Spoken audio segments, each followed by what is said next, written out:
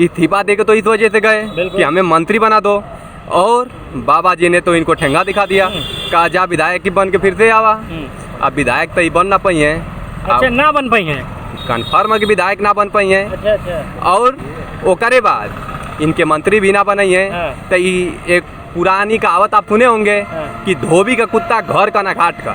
ज्यादातर नेता ऐसे मिलेंगे जो एक पार्टी को छोड़ के अगली पार्टी को छोड़ के अगली पार्टी, वो करते रहते हैं। लेकिन हमारा जो नेता होता है वो हम उनको देख के हम चुनाव देते हैं। भाजपा से कौन लड़ा वो अपनी जगह है, लेकिन दारा सिंह चौहान इस टाइम बेस्ट हमारे लिए इसलिए है कि वो ऑप्शनल आदमी है। कि अमित शाह और मोदी के अगर हम गुजरात ना पहुंचा दे तो अपने माँ बाप का असली औलाद ना देते। हम दो लोगों को बरा देते हैं, पियकड़े को और पगले को जी।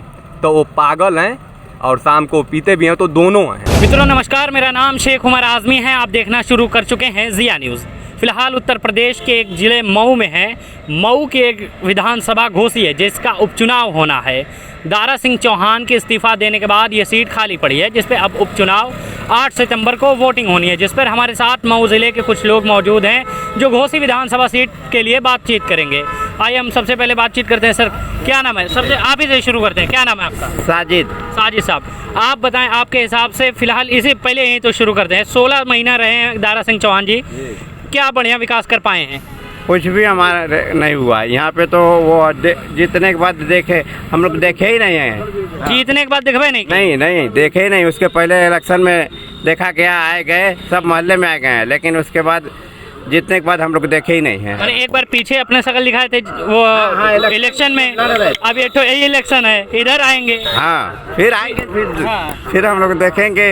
बीच में तो जनता के साथ इतने त्योहार गुजरे, वक्त विरक्त सब गुजरा, कभी नहीं किसी उस पर नहीं आया, किसी त्योहार के उपलक्ष्य में कभी नहीं आए। हाँ। तो आप लोग क्या सोचते हैं कि किसकी उम्मीद लग रही है अभी? हम लोग तो चाह रहे हैं कि इस बारी मकामी को जिताया जाए। कौन है मकामी जिसको? ये सुधाकर सिंह है। सुधाकर सिंह, हवा ज्यादा इनकी ज्यादा टाइट है अभी। हाँ, हम लोग यही अब इच्छा बन रही है कि इन्हीं को दिया जाए। लेकिन बाहरी लोग आते हैं, जीत कर 2 महीना 4 महीना 6 महीना रहे और पार्टी बदल कर छोड़ कर चले गए दूसरे में। ये ठीक नहीं किया। जनता की सेवा के लिए हम लोगों को देते हैं। अच्छा, दारा सिंह चौहान के लिए एक बात कही जा रही है कि जनता इस वक्त बहुत नाराज इस पर है क्योंकि उन्होंने कई पार्टियां बदली है इस पर। बिल्कुल वो पार्टी इधर से उधर भाग जा रहे हैं। इसके पहले भाजपा से निकल के इसमें टिकट लिया, जीत गए, तो फिर 6 महीना या हुआ हो चाहे 2 साल हुआ हो, उसके बाद फिर पार्टी छोड़कर चले गए दूसरे में, फिर आए हैं। तो इस तरीके के आदमी को हम लोग जिताना नहीं चाहेंगे। अच्छा, इस बात को अगर मैं कहूँ तो कहीं गलत नहीं होगा कि ये आपका उपचुनाव कहीं ना कहीं 2024 का ठीक ठाक एक रूबरू सामना होगा? बिल्कुल, हाँ, उसके लिए भी तैयारी है जी। लेकिन 2000 चुनाव अभी तो टाइम है उसमें, लेकिन इस चुनाव में हम लोग की को पूरी भरपूर यही है कि ख्वाहिश रहेगी कि सुधाकर सिंह को हम लोग, सुधाकर जी को आप लोग यहाँ से विजय बनाए। क्या नाम है भाई? जमील अहमद। जमील साहब, आप बताएं, आप तो कारोबारी आदमी हैं, व्यापारियों की पार्टियों को तो आप देख रहे होंगे, वोट दे रहे होंगे जी। वोट किसको देना है? वोट अभी कोई फैसला नहीं। फिर भी क्या सोचें हैं कि किस पार्टी की तरफ झुकाव ज़्यादा लग रहा है कि हाँ ये भाई हमारे नज़रिया इस पार्टी के लिए अच्छा बन रहा है, तो किस पार्टी के लिए? अभी तो फिलहाल किसी पार्टी के लिए मेरा कोई खास नज़रिया नहीं। आपके एरिया में जितने प्रत्याशी हैं उनमें से एक तो बाहर के आप कह रहे हैं कि मऊ के नहीं है, लेकिन बाकी जो मऊ के हैं, जो निर्दल हैं, जो यहाँ सुधाकर सिंह जी हैं, आप लोग उनके लिए क्या कहेंगे?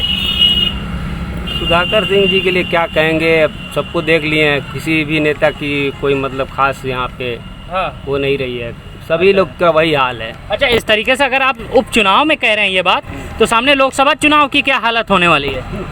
लोकसभा चुनाव की हालत भी अब क्या बताएं, समझ में नहीं आ रहा है कुछ जी। क्योंकि लोकसभा में तो मैं समझ रहा हूँ कि गठबंधन के लिए जो अभी इंडिया गठबंधन बना है उसी की तरफ ज़्यादा लोगों का झुकाव है। अच्छा, इंडिया गठबंधन मतलब कांग्रेस की तरफ आप लोग जा रहे हैं जी?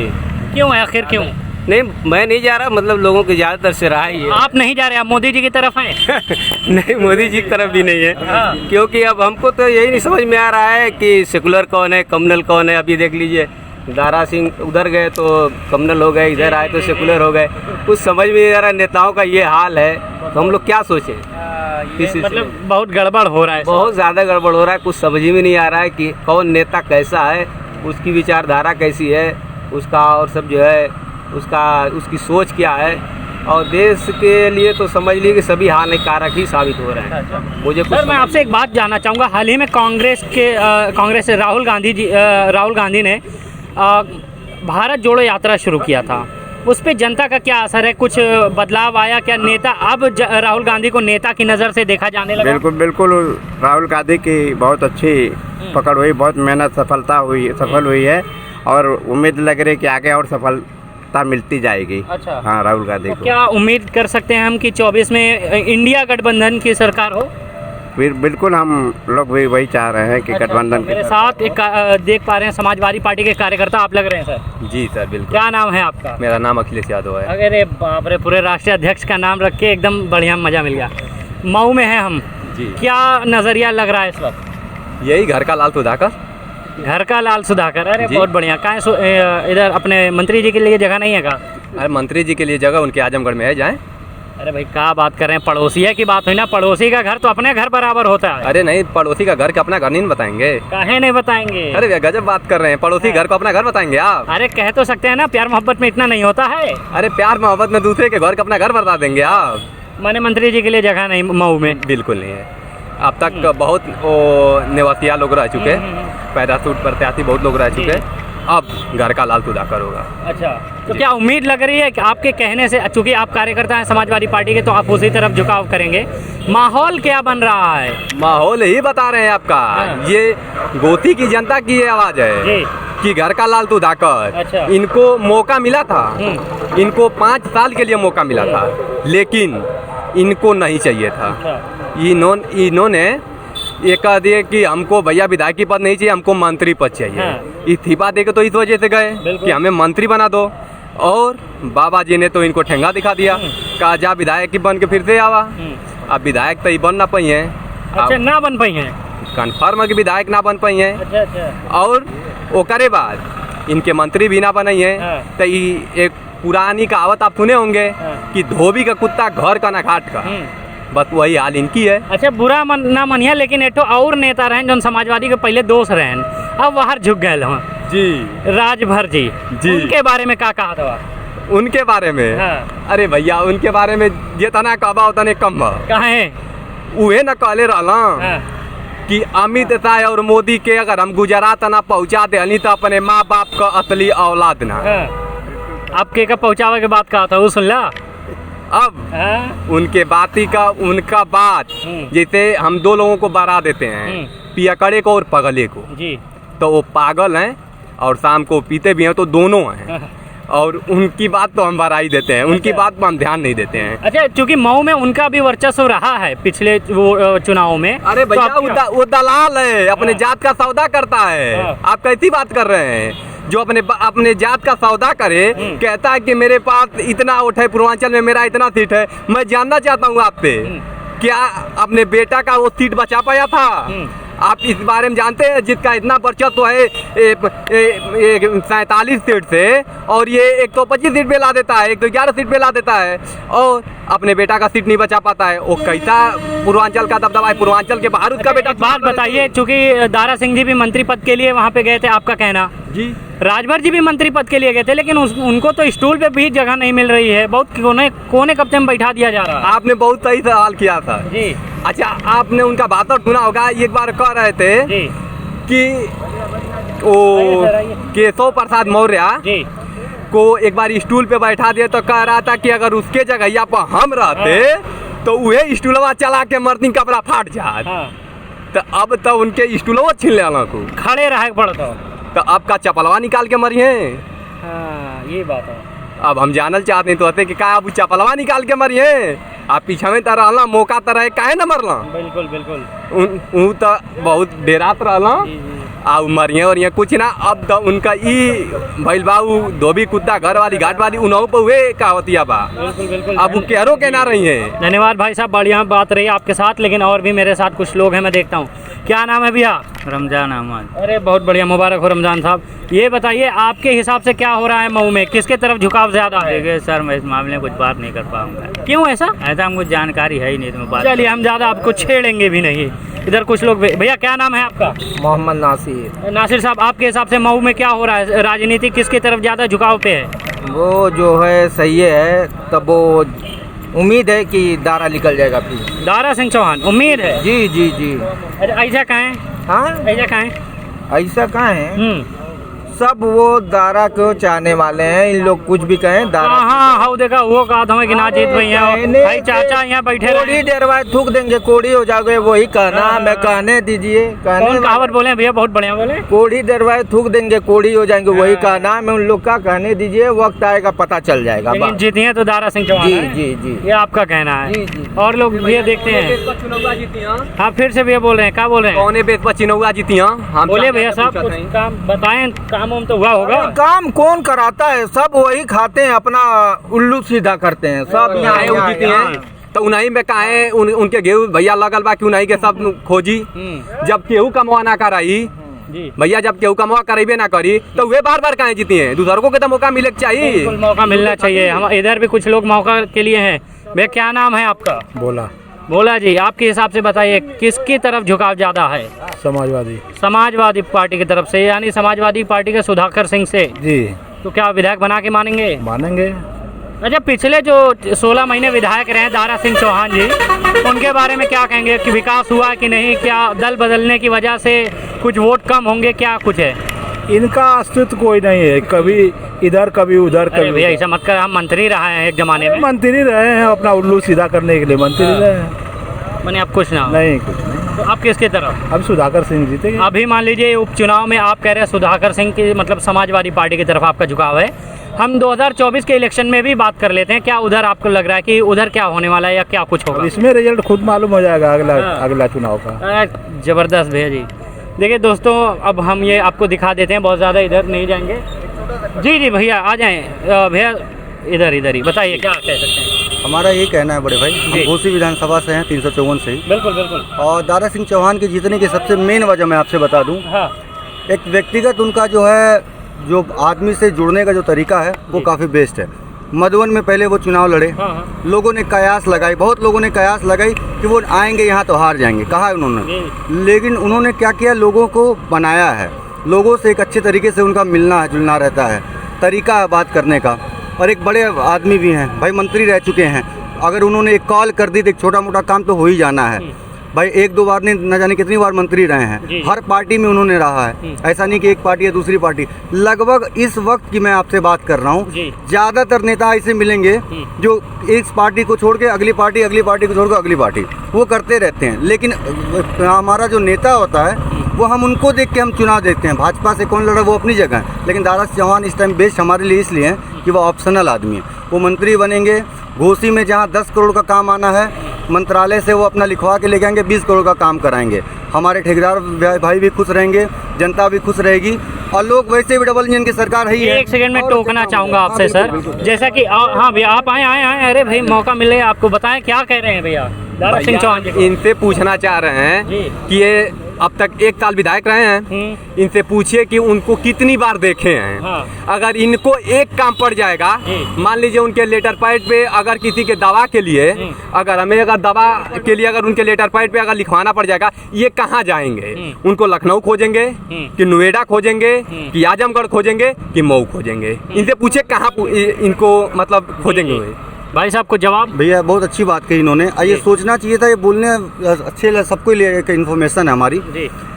पैड का जो मामला है और कॉलिंग का मामला, आज मैं आपको नहीं जानता हूँ, आप मुझे नहीं जानते। अगर मैंने आपको बस अपना कॉन्टैक्ट नंबर दे दिया तो आप मुझे घोसी में क्या लंदन भी रहूँगा, मेरा अगर नंबर वहाँ चालू है तो मुझे आप खोज लेंगे कि मैं यहाँ पे हूँ, इस जगह पे। चलिए मैं आपसे सीधा सा सवाल करता हूँ, आपके मोबाइल नंबर में नंबर है उनका? जी बिल्कुल है, बिल्कुल नंबर है। तो मतलब आप तो ढूंढ सकते हैं। भैया आपके मोबाइल में नंबर है उनका, दारा सिंह चौहान जी का?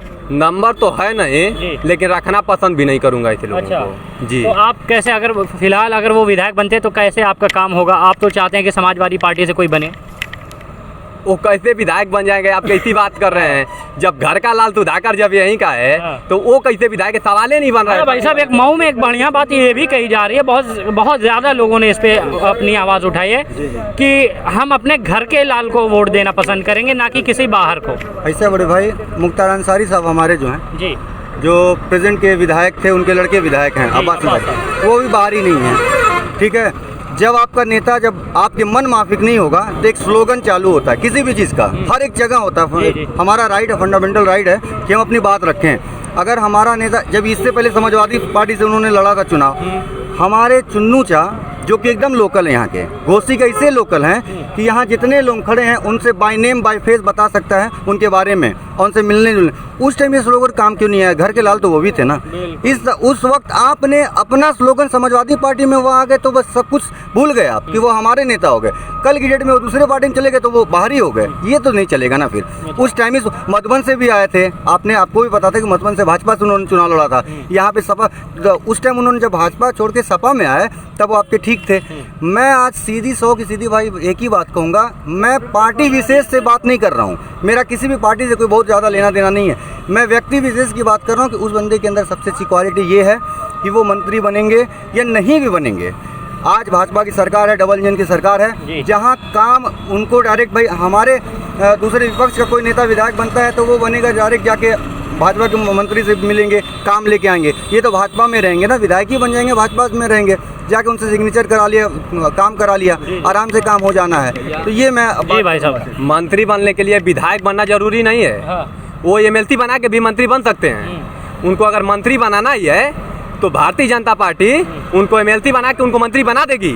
अच्छा भाई साहब, आपको आजमगढ़ का चुनाव याद होगा, इलेक्शन याद होगा कि एक सीट छोड़ने के बाद अगर दूसरी बार अगर उसी सीट से इलेक्शन आप लड़ेंगे तो कहीं ना कहीं आपकी हार तय है। इस तरीके से आपने आजमगढ़ में देखा। तो दारा सिंह जी ने यही सीट से इस्तीफा दिया और सेम सीट से दोबारा इलेक्शन में है। हार क्या कह सकते हैं? मैं आपसे एक ही बात कहूँगा, आपने हमसे ज़्यादा टाउन एरिया देखी है, ग्राम सभा देखी है, विधानसभा देखी है, लोकसभा देखी है। हमसे कई गुना ज़्यादा आपके पास, हमें जहाँ तक एक्सपीरियंस भी इस मामले में है। चुनाव का सबसे बड़ा मसला ये है कि आजमगढ़ में जो चुनाव हुआ था, धर्मेंद्र यादव जी ने चुनाव लड़ा था। समाजवादी पार्टी के वो बड़े वरिष्ठ नेता हैं और अखिलेश यादव के बहुत करीबी भी हैं। अखिलेश यादव चुनाव में उनका प्रचार नहीं करने आए। आजम खान साहब आए थे, खराए थे, गलत नहीं है। वहाँ पे जाति समीकरण जो मिलाया जाता है, मुस्लिम जो है माइनॉरिटी वहाँ पे बहुसंख्यक है। वहाँ पे माइनॉरिटी नहीं कह सकते, उनको बहुसंख्यक कह सकते हैं। वहाँ पे जब गुड्डू जमाली जब चुनाव लड़े तो उन्होंने क्या किया कि वहाँ पे उनका वोट काटा, वोट काटने का काम किया। ये तो अभी मानते हैं, वोट उन्होंने काटा, क्योंकि हर जगह जाति और विशेष का बहुत बड़ा महत्व होता है। यहाँ पे जितने लोग हैं मुझे जानने वाले, वो मुझे इसलिए जानते होंगे, कुछ करीबी इसलिए भी हैं कि हम उनके माइनॉरिटी के कुछ हिस्से में हैं। ये भी एक वजह होती है। अखिलेश यादव जी अच्छे नेता हैं, इसमें कोई दो राय नहीं है। लेकिन दारा सिंह चौहान, जिस हिसाब से मैं अखिलेश यादव की बड़ाई कर रहा हूँ, अच्छे नेता हैं, उसी हिसाब से मैं व्यक्तिगत दारा सिंह चौहान की इसीलिए मैं बड़ाई कर रहा हूँ कि वो व्यक्तिगत एक अच्छे नेता हैं। मुझे पार्टी से, किसी भी पार्टी से कोई लेना देना, अभी मैं साफ कर रहा हूँ इस बात को। चलिए भैया, बहुत धन्यवाद। हाँ। आप कुछ कह रहे हैं तो पूरी बात मैं यही कहूँगा, आगे बाकी लोग भी हैं यहाँ पे, मैं सबसे मेरी एक गुजारिश होगी कि दारा सिंह चौहान को वोट करें, भाजपा को मजबूत करें। सर आप प्रचार नहीं कर सकते, आप अपनी बात रख सकते हैं। नहीं, आप यहाँ पे कैसे गुजारिश कर सकते हैं? मैंने अपनी प्रचार नहीं किया। मैं अभी भी, अगर आप चाहें मुझे चेक कर सकते हैं, मैं किसी पार्टी से विशेष से नहीं हूँ अभी। अब मैं आपसे बता दूं, आपने मेरे ऊपर जिस तरीके से क्लेम किया, इनके टोपी भी आप क्लेम कर सकते थे। मेरी बात सुने, क्योंकि आपने यहाँ पे सीधा एक आम नागरिक को उठाया। लेकिन अगर मैं बस कुर्ता पैजामा पहन लेता, एडिडास का शूज पहन लेता, एक पेन लगा लेता, तो आप मेरे बॉडी सेंस से आप मुझे बता देते एज ये पॉलिटिक्स ये आदमी है। आप मुझसे ये पूछते जरूर कि ये पॉलिटिशियन है कोई ना कोई भी, छोटा हो बड़ा नेता हो, वो अपनी जगह, लेकिन पॉलिटिशियन मुझे इम्प्रूव करना पड़ता, अब मुझे मानना पड़ता होता।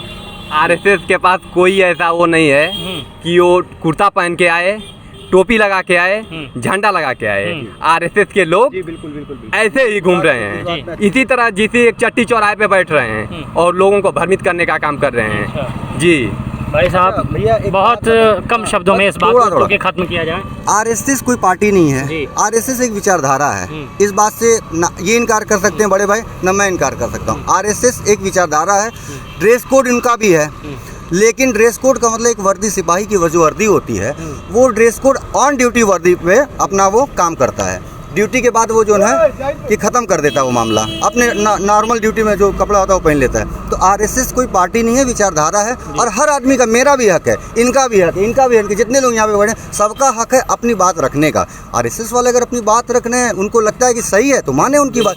अगर मेरी बात अगर मैं जैसे कह रहा हूँ, मैंने मान लीजिए 100% गलत कह दी, यहाँ पे जितने लोग हैं सारे समझदार खड़े हैं, इसमें कोई बेवकूफ़ नहीं है, या ना मेरे कहने से कोई एक वोट दे देगा।